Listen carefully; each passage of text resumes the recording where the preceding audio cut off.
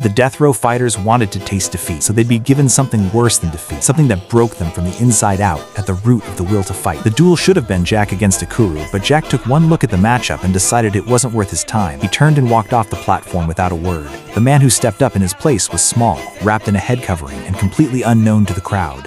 His name was Gaia, master of environmental combat, a fighter who could turn anything within reach into a weapon. The audience had never heard of him. The jeering started immediately, loud enough to fill the underground arena. Gaia made a single sound. The arena went completely silent. Jack gestured to Ikuru that the fight could begin, then reconsidered. Ikuru's hearing might still be recovering. Gaia told him he was welcome to use anything around him that he liked. Then, before Ikuru could respond, Gaia drew a small knife and opened a thin cut along the edge of his ear, just enough to draw blood. While Ikuru was still processing a counter, a gunshot cracked through the air. A pistol had appeared from somewhere in Gaia's hand, and the crowd erupted. Gaia smiled slightly and clarified he only used what the environment provided.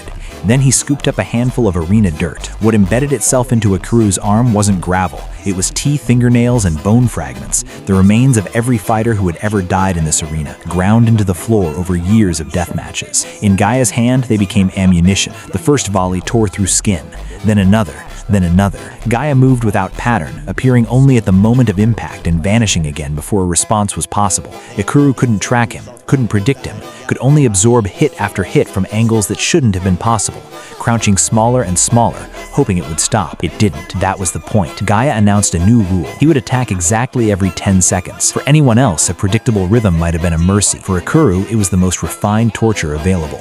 The 10 seconds between strikes were worse than the strikes themselves, a countdown running in his head that he couldn't silence, knowing exactly when the next impact was coming and being completely unable to stop it. Pain arrived, faded, and the counting started again. The body took damage, the mind took more. There was nothing to fight, nothing to deflect, nothing to do but wait for the next 10 seconds to end. Real fear isn't being hit, it's the moment before being hit, repeated without end. Ikuru's will collapsed before his body did. He screamed his surrender with everything he had left.